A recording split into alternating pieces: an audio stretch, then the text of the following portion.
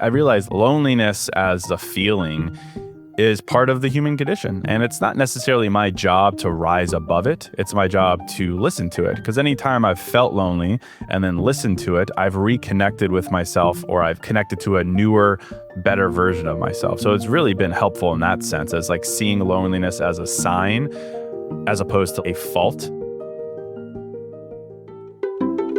How do I stop overthinking? How do I be happy again? How do I set boundaries with my parents? How can I keep myself from freaking out at the news? How can I overcome imposter syndrome? How can I cope with this grief? How can I deal with feeling lonely? Welcome back to Mind If We Talk, where you get to be a fly on the wall for mini therapy sessions and learn some mental health tips in the process. I'm your host, Haesue. I'm a licensed therapist with over 10 years of experience providing individual and family therapy. This week's question: how can I deal with loneliness and build meaningful connections? Loneliness doesn't always look like what we expect. It can show up in the middle of a busy day, in a crowded room, or even in relationships that seem close on the surface. It's a quiet, complicated feeling, and one that many people struggle to name, let alone share out loud. And it's becoming more and more common. The U.S. Surgeon General called it an epidemic back in 2023, and the numbers back that up. We're talking about nearly a third of American adults dealing with real, measurable loneliness. And in younger generations, like Gen Z and millennials, those feelings are reported even more frequently, often daily or several times a week. For men especially, the decline in connection is striking. In 1990, just 3% of men said they had no close friendships at all. In 2021, that number had quadrupled. We also aren't leaning on each other the way we used to. In 1990, nearly half of young men said they'd call a friend first when dealing with something heavy. Today, it's closer to 1 in 5 men. In a culture that's obsessed with independence and being constantly productive, actually pausing to ask yourself what you need, whether it's more connection, community, or emotional support, can feel almost rebellious. Today, we're diving into what loneliness actually is, how it shows up in our bodies and relationships, and what it looks like to move through it with some real intention. To start, I'm sitting down with Case Kenny, writer and podcast host of New Mindset Who Dis. In our conversation, Case opens up about the disconnection he felt as a young adult, how he's learned to embrace loneliness instead of avoiding it, and what he's still learning about navigating boundaries, vulnerability, and meaningful relationships. Let's get talking. Hi, Case. Thank you for having me. So, Case, you've been forming a career all about mindfulness for the past 6 years, but I imagine you didn't start from that place of clarity. So I'm wondering if you could take us back to that time before everything shifted. In general, having felt lonely in my life really was the impetus for the development of my passion for mindfulness as the solve to feeling lonely. I think in my 20s, I worked a job that I really enjoyed, frankly. I worked in advertising technology sales for 10, 11, 12 years.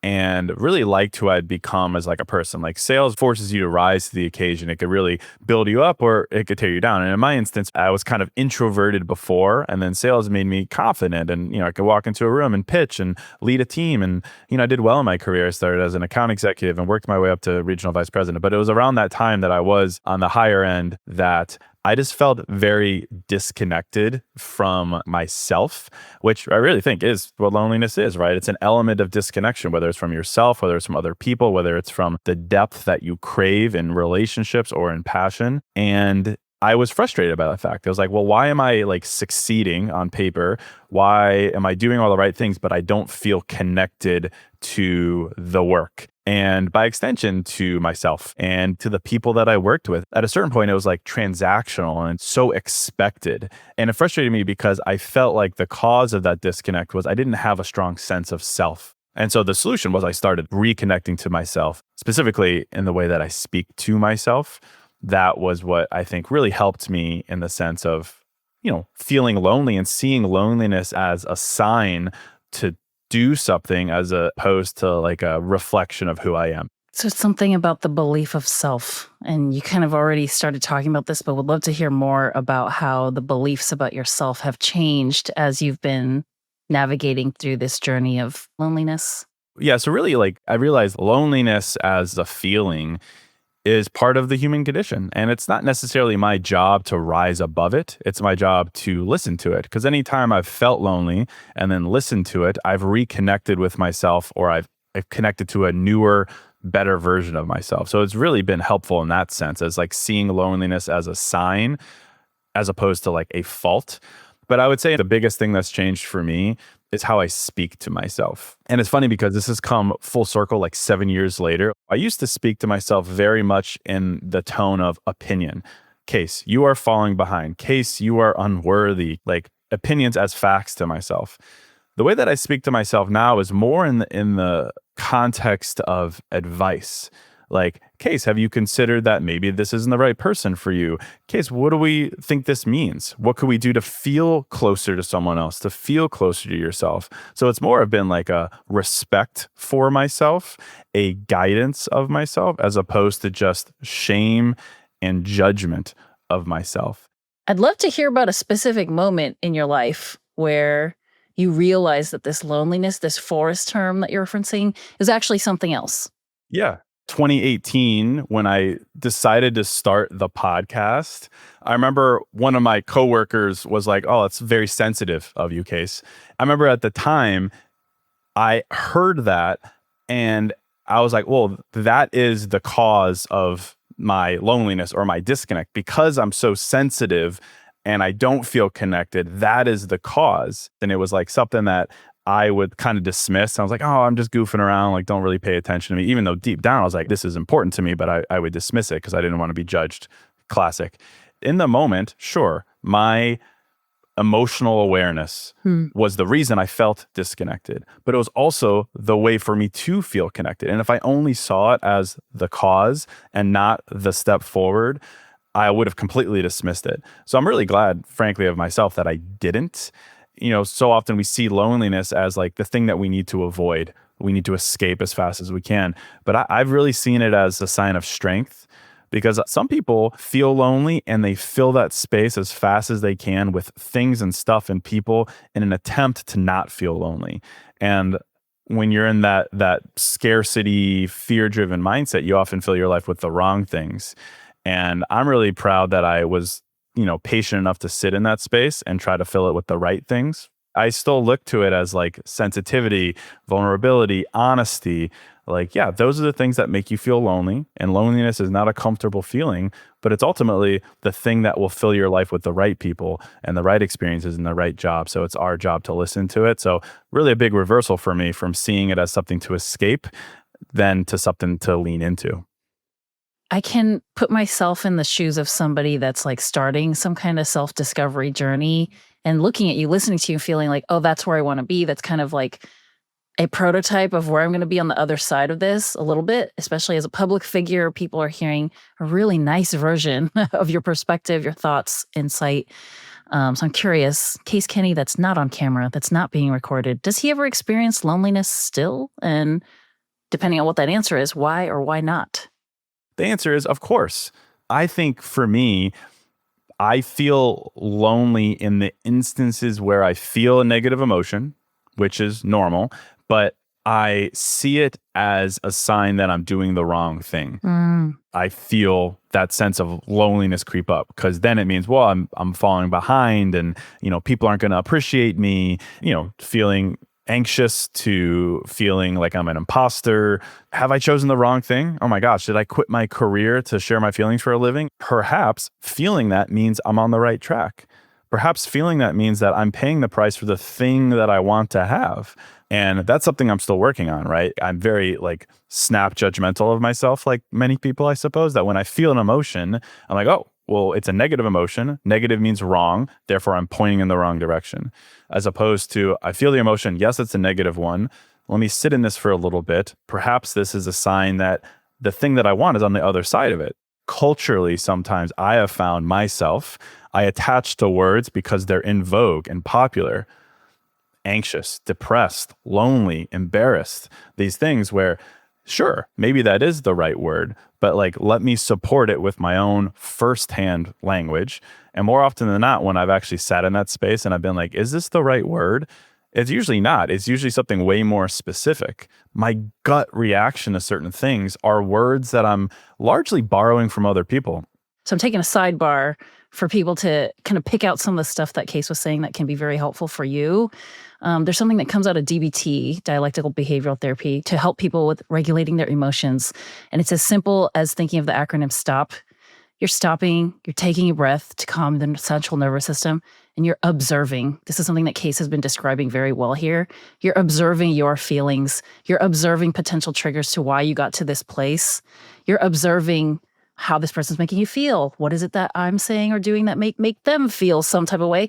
And before we move on to the next step, which is to move on with your life and to proceed mindfully, we're really taking stock of so many different angles and perspectives of what the situation is, what this dialogue was, what is it that I'm potentially missing, what can I add into my life to feel a little bit more fulfilled, a little bit healthier. So I appreciate you talking about these things, having compassion for your own thoughts and your feelings. And I want people to know, people still feel these things, people that are recognized as being experts, gurus in some particular topic. It's not that people have figured out how to make these feelings go away. You have and continue to figure out how to manage these things in a way that makes sense for you and make them work for you instead of you working for your feelings. And as a public figure, would love to hear who in your life has helped you feel the most known, not just liked or admired, but understood. I would say a couple things. I'm 37 now. I think I've really realized the power of quality and depth of friendships, for one. Like I have 5 or 6 close friends, guys, who really support the mission, but also live it. Like we have a group chat where like a couple of guys will send through photos of their literal journal entries, and not like in a cheesy way, but just because, hey, I thought this was cool. Like that kind of stuff really is invigorating, especially in the era of like male loneliness. And then I would also say, my girlfriend who I live with, she's a DJ here. So we have the creative push and pull, which is so powerful, but also our life is just defined by playfulness, which I think is such a powerful quality in a relationship. It just makes life feel lighter. And when life is lighter, I feel more vulnerable and, intuitive when it comes to writing. Context and environment is everything. Like if you're in a chaotic environment and you're trying to connect with yourself, it's very difficult. Of course, I'm very lucky to have an environment here where it's light and it's honest and it's vulnerable. It's defined by weirdness and playfulness. And to me, that's really, really important. It's a great answer because you hit on so many things that I think a lot of therapists are trying to get their clients to in terms of how to feel aligned and fulfilled. And you're talking about friends, good friends. That's a whole other conversation, multiple conversations on how to make friends, put yourself out there and maintain long-lasting, intimate relationships with people that aren't your partner. You're talking about love, partnership, playfulness, fun, having fun in life. That's all these things are speaking my language. I was smiling a lot while you're speaking too, because I didn't know this, but you and I are the same age. And I was thinking of this quote: there are many paths to the top of Mount Fuji, but there's only one summit, love. Beautiful. To the loneliness topic, like the analogy that I came up with a while ago for myself, that isn't terribly original because there's a whole song about a life as a highway, right? When I know myself, and I know that there's certain people I connect with and there's certain people I don't. There's certain contexts where I thrive and there's certain contexts where I feel terribly alone and anxious. But I've figured out the difference. I then think of life like a highway in the sense that that there's always an exit eventually. And that exit to me represents connection, represents change, represents something positive.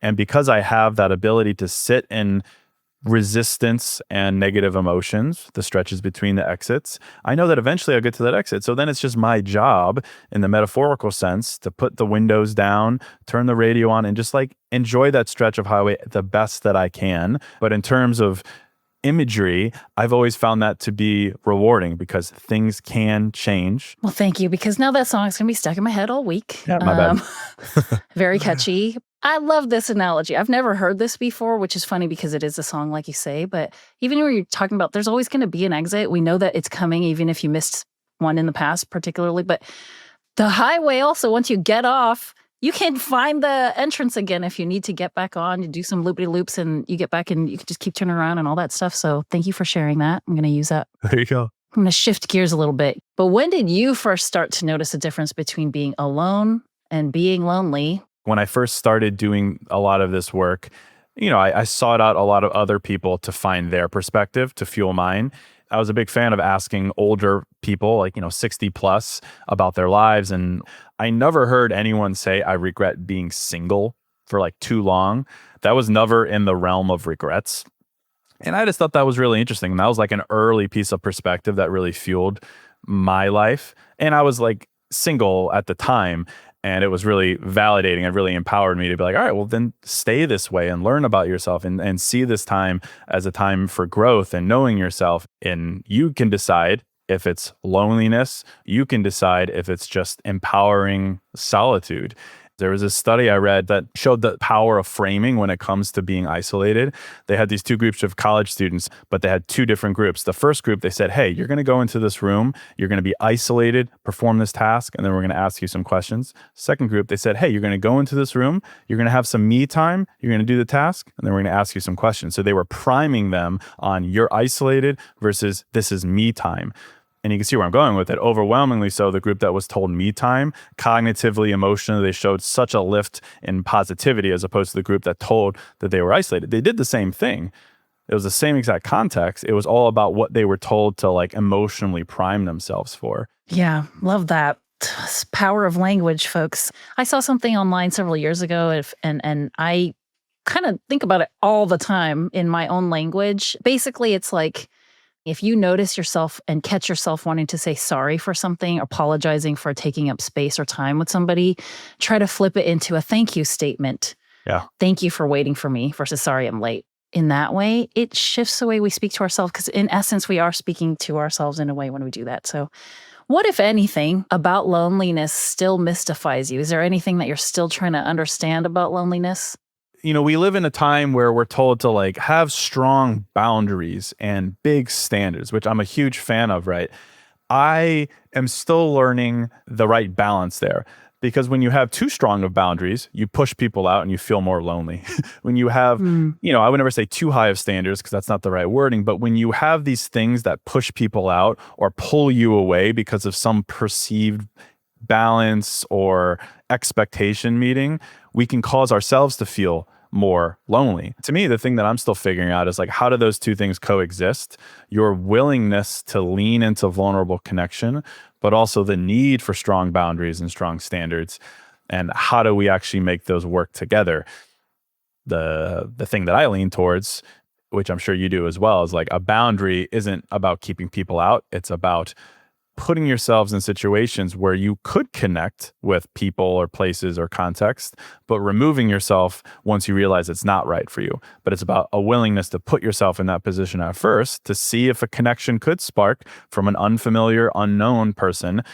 And it's that willingness to step in there as opposed to not allowing yourself to step in because you have that too high boundary. But that's something I'm still working through, whether that's like respecting my time or connecting with someone who's not my typical type of friend or whatever it may be. Willingness to explore and then react as opposed to react first, judge first, boundary first. I would love to hear about a specific example where this came to life. I think the honest answer is I still find myself sometimes jumping at little pieces of validation because they're validation. And then I get there and I'm like, oh, this is not right. Now it's like, now I'm lonely, surrounded by people, or lonely or disconnected, surrounded by opportunity. And then I have to back my way out. I, want to be validated. I want to be seen. I want to be appreciated. And I jump at it only to realize, well, this is not the people or the group or that I want to be seen or appreciated by. And then I've got to back my way out. So if anything, the answer that I'm learning is the power of checking your gut response and not just letting that choose the action for you. I'm a pretty impatient person, and I think sometimes impatience is good. I do, but more often than not, it's not so great. So I think I'm really learning the power of pause, the power of stepping back. You have learned much in your journey, in your life. If you could go back and talk to a younger version of yourself, what would you want this younger version of Case Kenny to hear? I think I spent a lot of my 20s, like many people do, chasing the things that were like expected, timing, people, jobs, because to me, that was presented as the right thing to do. And then when I found that it wasn't the right thing for me, that's when I felt lonely. And I think if I would have had the understanding that one person's right doesn't necessarily mean my right way, that would have really freed me up to see that emotion as a guiding thing. So the thing that I say is that there's no right way to live your life, but there's a wrong way. And the wrong way is to think that there's a right way, right? Just the idea that, if we're always thinking that there's some universal truth and right way and right timing and right relationship and right job and right definition of success, and we're always just trying to emulate and find that and copy that, we're going to set ourselves up to feel disconnected, because inevitably it's not going to be right for us, because we're never the same as other people. And that's such a gift. Yeah. Because I'm hearing that 25-year-old case, and even sometimes 37-year-old case, because he's human. It's great to be reminded of this. But 25-year-old case, I'm hearing maybe struggled with, seeking out the validation or chasing something based on a gut reaction, potentially putting up walls too easily. It's tough because, we're all we are primed emotionally, psychologically to look for signs of right and wrong. The hallmark sign of compassion for yourself and kindness for yourself is to allow yourself to sit in uncertainty and not label it. And I wish I would have been better at that. And I think if, I had found a way to be a little bit more kind amidst that, I would have felt a little bit lighter. And perhaps with lighter, you notice things and you're more perceptive to things. I think sometimes too, ego causes loneliness, being well, I deserve more, which is great. Yes, you do. But don't let that get in the way of softening yourself to be open to what that looks like. Humility, softness, gentle, compassion, nurturing. These are not things I typically think of as 25-year-old men providing to themselves. I mentioned earlier the male loneliness epidemic, just because you said men there, and I think about myself, and I'm sure there's many, many reasons why this has bubbled up in 2025. But I also think a lot about the way that men ask questions or don't ask questions. I have found that now it's the trope where it's a guy hangs out with his friend. The guy says, hey, Jessica and I broke up. And then the other guy goes back to his girlfriend and says, yeah, he broke up with Jessica. And she goes, why? And he goes, well, I don't know. I didn't ask. Why don't men ask deeper questions of each other? I do think about that. And, along the topic of loneliness and knowing yourself and perhaps masculinity as a whole, it's digging deeper and being willing to have those vulnerable conversations is very, very, very important. I think there's a lot in pausing, writing down feelings, especially for men who maybe are averse to some of these things, therapy, feelings, sharing. Start writing things down and see how relatable it is. Because when we live in our head, sometimes it just becomes this esoteric mess of words and feelings. Write it down, make it practical, touch it, feel it, see that it's a real thing, something you can define, it's something you can react to. Well, thank you so much, Case, for your energy, your wisdom, your time. I hope that we can cross paths again. Me too. Thanks for having me. That conversation with Case left me thinking about how loneliness pushed him to listen more closely to his inner voice, to speak to himself with more compassion, and to stop chasing connection just for the sake of feeling seen. Getting to that place took courage. He had to step into discomfort and stay there with curiosity. He had to face what was really driving that disconnection he felt from himself and his job. That kind of growth doesn't come from fixing loneliness. It comes from sitting with it, listening to it, asking, what is this feeling trying to show me? To explore that idea more deeply, I spoke with Monika Jiang, founder of the Oneliness Project, an effort to reframe loneliness not as weakness, but as a signal to turn inward and reach out. She cultivates community spaces that center deep inquiry, connection, and care. Together, we looked back at Case's reflections and talked through what loneliness might really be asking of us, for more honesty and perhaps a different kind of connection than we've been taught to seek. Let's get into it. Hi, Monika. Hey. Thanks so much for taking the time to come speak with me. To start us off, would love to hear more about you, and then we'll dive right in. Yes, happy to share. Thank you. I was born in Germany to Chinese immigrant parents, which is a little history in its own on a strange connection between Germany and China in my family in particular. Anyway, grew up in a small German town and then eventually moved to Berlin, where I still live. My background is actually in communications and media, and then led me to exploring the future of work, which then brought me to the House of Beautiful Business, where I spent my last 5 years. It was sort of a significant chapter of my career, and being in touch with a lot of people there and becoming the community person, quote unquote, by chance, really, and being in touch with a lot of people and listening to them and sensing that they were longing for a different kind of connection and community made me really curious on where that desire is coming from, which eventually led me to exploring loneliness and loneliness, not just as a personal, but also as a collective, systemic and structural issue, as an experience that we all know as human beings, and yet is one that is often misunderstood. And that's where the Oneliness Project emerged. Thank you so much. Side note, I also have a connection to Germany in my family. My grandfather was a German professor, as random as I have found that, but very cool. As also an Asian person, having been born in a diaspora kind of situation, I'm really eager to get to hear some of your perspective, insight, and we're here to talk about loneliness. I am a practicing therapist, so in my practice, loneliness comes up quite a bit. I want to say it's one of the most common co-occurring things, and I say thing because it's not necessarily a disorder. There's no criteria to meet to say that somebody is experiencing this, and I think it's something that we've all experienced at some point or another.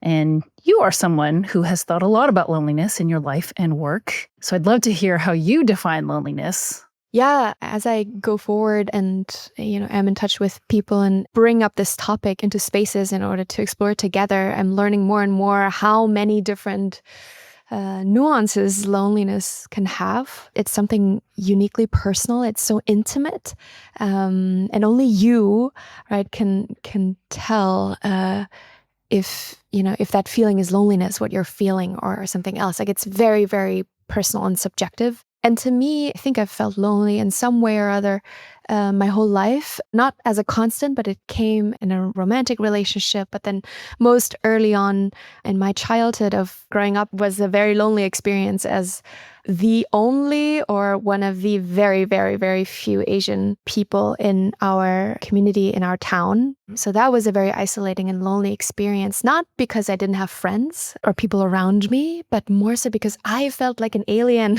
and I felt so estranged. And I just wanted to be like everybody else, not just from how I looked, but also culturally. So you can feel that and you can sense it as a child. You just cannot really make sense of what it really is.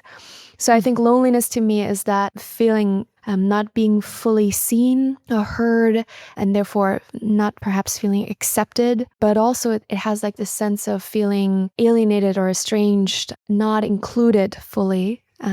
I think it has different nuances. And then also there is that loneliness when you are actually alone, right? Physically alone somewhere where you just feel like you're by yourself, you're kind of cut off, and everybody seems to be in happy relationships, but you're there on your own and you feel unsupported. You feel like the odd one out. So loneliness comes in all different kinds of shapes. Mm-hmm. You mentioned something about wishing or wanting to be like everybody else. And I can understand that because that desire to me is indicative of if I'm like them, then they would understand me more. If I'm like them, then they would see me.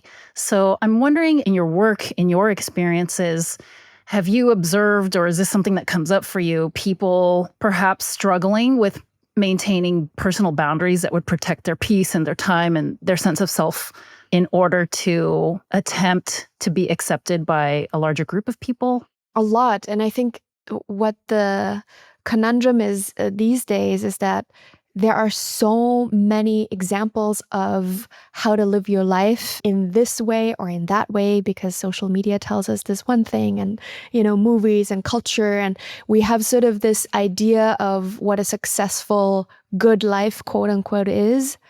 And in a way, there's so many options or so many ways that is being constantly displayed to you. What I'm seeing and hearing from people that almost makes it impossible for you to kind of know what is it that I actually want, and do I even have the space for me to say like, yes, even though that life is being portrayed to me as something ideal and optimal, for me, maybe that is not true. Maybe I'm seeking something else. But what is that? What are my real needs or desires, right? What is it that I want if everything around me seems to already have kind of a perfectly ready-made image of what it should be? So I think there seems to be like a weird paradox of we have a lot of freedom in our choices. And at the same time, that brings also the challenge of, well, what is then true to you and how do you want to be? And is that coherent with whom you want to be accepted by? And are these really the people that you want to be accepted by, and why? And is that your community, or where does that, go? So I think it's quite complex these days. It sounds like it could be a little bit murky to determine whether a connection in front of you is based on, both people showing up with mutual authenticity. So I'm curious to hear from you. What are some signs that a connection is perhaps being driven more by validation seeking rather than this mutual authenticity? That's really a tricky one, because for us to be able to live authentically and through our own, ways, we have to kind of be still in relationship with others. It's kind of both your sense of self and how you view the world, but you cannot do that uninfluenced by others and relationships. But I think what some signs are where you're kind of starting to lose yourself on the edges is perhaps when the other, right, becomes too, in their needs or in whatever they do, becomes too dominant in how you then perceive yourself, right? If you are sort of only occupied to please the other person, to be there, if that anxiety or overwhelm starts to happen, probably then you're starting to lose your own footing. So the earlier conversation I had with Case, he had mentioned that he started reframing the way that he saw and experienced loneliness. He started wanting to see it as a sign to do something, as opposed to seeing it as a reflection of who he is. And so often we do see loneliness as something to avoid. This is something that Case had brought up. Okay, so I hear some agreement from you there. I would just love to hear some thoughts there. Absolutely. I mean, loneliness is a very uncomfortable feeling in itself. It's very consuming. It is culturally, in most cultures, as stigmatized, right? It's kind of a shameful experience because I think largely our cultures and the way that we perceive loneliness and the way that we stigmatize it is that loneliness is a flaw, but like a personal flaw. It's kind of that notion of implying that you out to fix it. It's your problem. Why don't you, go out and make more friends, or like different kinds of friends, or like you should do more as not to be lonely anymore. And I think that's inherently wrong, because loneliness is part of the human experience, and it is not anyone's fault, right, to feel an emotion that is human, and that also in itself, like hunger or thirst, gives us a signal to say like, okay, what is it that I'm missing, perhaps? What is it that I'm longing for? What is not here that I would like to have here? Is it a different kind of relationship? Is it more of a connection to myself, actually? Often it's that. It's not even always social connections that we're missing, but like that true connection to ourselves, which goes back to authenticity, and knowing what you actually want and feel and need rather than someone else. Or is it a connection to something larger? I think loneliness is both a personal experience, but then also it has reasons of why it is so prevalent right now for a lot of people. And those reasons are more structural and systemic and have something to do with how we design our cities, all right, how we've created our worlds, really. And that is a big part of why people are feeling lonely, and why I think embracing it and accepting it rather than avoiding it or putting, a label on it and pretending it doesn't exist, or it just exists for a few people in that corner, isn't really helpful. Mm-hmm.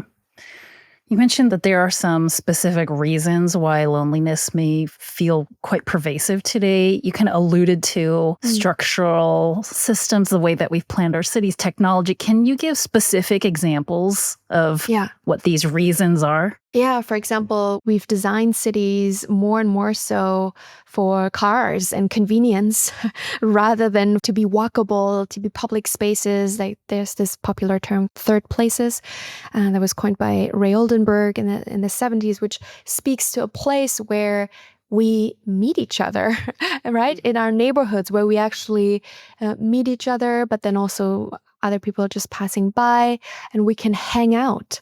And there is sort of this idea of accessibility. So you don't have to pay money in order to hang out there. It's not the modern coffee shop where you have to get a $7 or euro matcha latte in order to hang out there for maybe 2 hours or something, right? It's the idea of a publicly accessible space where also different kinds of social class come together, where it doesn't mean that we are all friends. It just means that we are aware of other people who are in our lives, in our community, in our worlds, that we're living more together rather than apart. Housing is another one, right? Like when did we decide that living on our own, and I live by myself as well, in an apartment is sort of the goal, like before we used to share more, like we used to live more in a communal way. And again, that doesn't mean that everything has always been happy or everything is always a burden, but there is some sense of connection that was fostered in a life that was lived much more with one another, for good and for bad, rather than everybody kind of becoming much more atomized and living a much more isolated life in the cities. And technology is another big one, of course, where I think through social media and now AI is a completely different ball game. But with social media, connection has become something very flat and very reduced. Thank you for those examples. I think we've kind of touched on, without getting explicit, about the importance of sitting with loneliness, which is akin to sitting with discomfort, sitting with pain. When can it become potentially harmful, or when can sitting with loneliness maybe start turning into self-isolating? Very important question. If you notice that you are having the tendency to isolate yourself and not seeing people anymore, or not going out, like actually being in the real world. And again, that is where technology is just so pervasive and so dangerous, to keep people in this illusion of you can get everything from, your computer or your phone, but it's not real.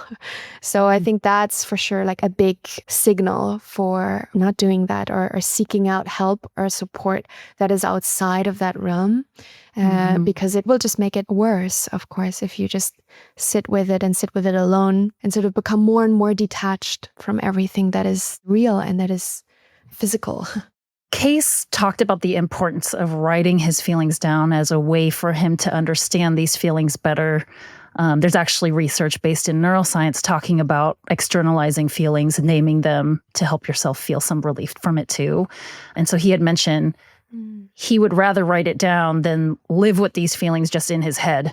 So why, in your opinion, do emotions gain so much power when we let them marinate in our head? I observe that with myself as well. I'm like really good at when I'm feeling something that I am becoming the emotion. It still happens sometimes, right? That I become so taken over by this feeling, and then it becomes almost like an apathy or something that just feels so heavy or so much that I'm like, what? Oh, I don't know now what to do or what to say, or like how to move through this. And then comes the overthinking, and we get stuck in our heads, literally, right? So I understand that point of getting it out in some ways. And what I was thinking when you were saying sort of sitting with loneliness or difficult emotions, I like this idea of moving with it and moving through it.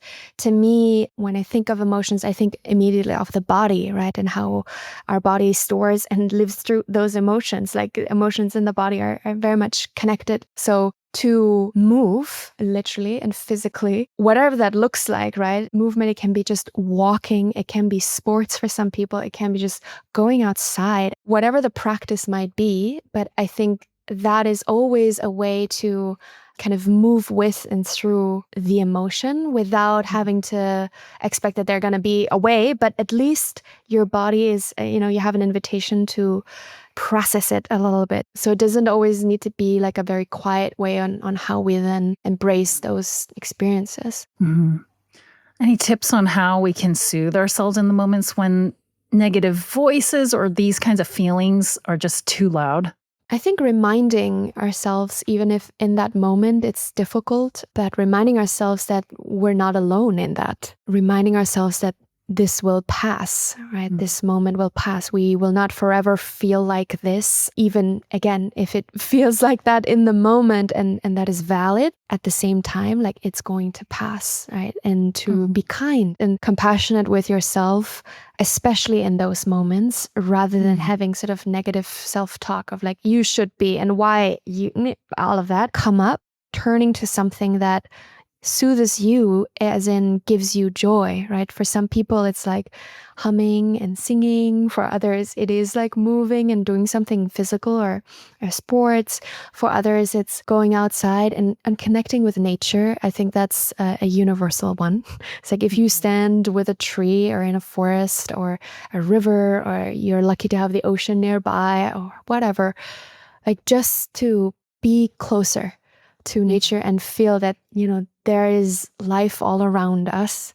It helps a little bit to zoom out of your current very acute feeling and sort of this very narrow view on yourself and the world. It helps to like widen that a little bit. Thank you for those tips. The word that's coming up for me is actual spirituality. What I'm hearing is one can go out and connect with something bigger than yourself, outside of yourself, to ultimately connect with the truth of who you are, which is how I see what spirituality is.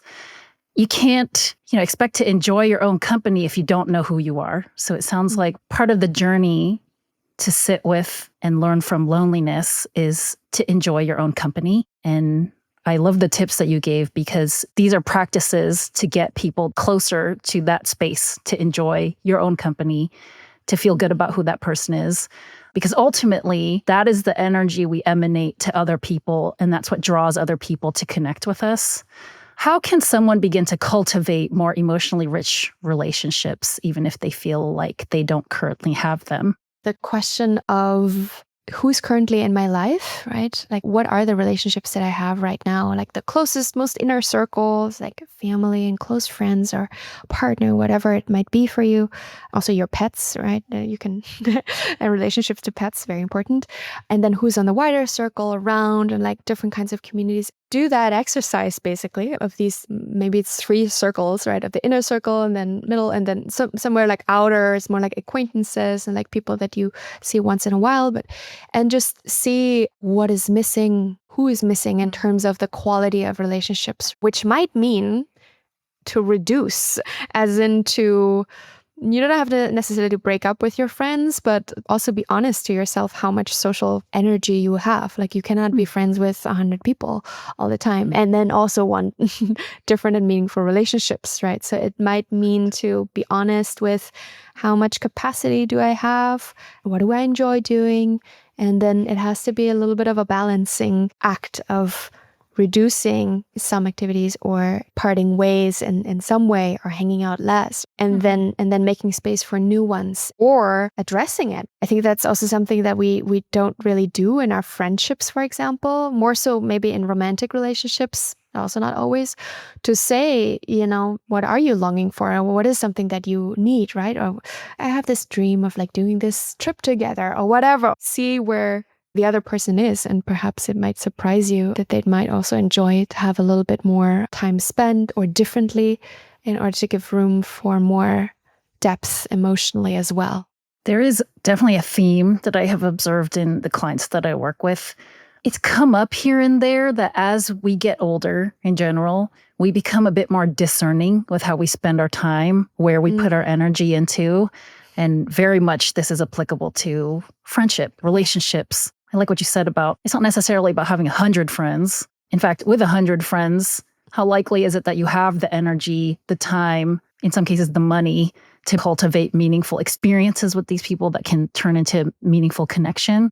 As we're wrapping up here, I just wanted to see if there's any other final thoughts that you might want to impart on our listeners here when it comes to loneliness, cultivating connection. Yeah, I would love to encourage anyone who's listening, perhaps to spark that conversation of loneliness. Just bring it up on the next conversation you might have, whether it's with a friend or like across a table in a different kind of setting, just to see what that does. And you can refer to me or to this podcast, be like, I'm just curious, what does that bring up? Is there a sense of loneliness for me? Because my experience has been that it's the most beautiful conversations that can happen when someone dares to open and say, yes, sometimes I feel lonely. Actually, right now, because this and that happened or whatever, right? And sometimes I wish I could talk more about this particular topic or that particular challenge in my life with someone. And that vulnerability always opens a different depth of connection and relationship. So perhaps take this as a little invitation to spark something in your lives, in your worlds. Thank you so much, Monika, for your time today and for sharing your wisdom with us. Thank you so much. Really appreciate it. This is an ad by BetterHelp.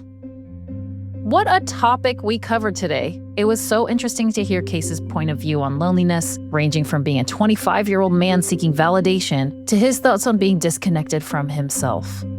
Loneliness is a problem many people face right now, and I'd like to remind you to reach out and talk to people in your life, or to a therapist. Therapy's a great way to feel supported and to be guided back to yourself when you're feeling disconnected or lonely. Visit betterhelp.com/mindifwetalk for 10% off your first month. That's betterhelp.com/mindifwetalk. I want to give a big thank you to BetterHelp for their passion behind this project and for giving us a platform to champion the well-being in all of us. Mind If We Talk is produced by Acast Creative Studios in collaboration with BetterHelp and hosted by me, Haesue. If you like what you just heard, drop us a review on Spotify or Apple Podcasts and share with your friends. Maybe one of our topics will help someone in your life. And remember, your happiness matters. Mind If We Talk is intended for entertainment and education, not for mental health diagnosis or medical advice.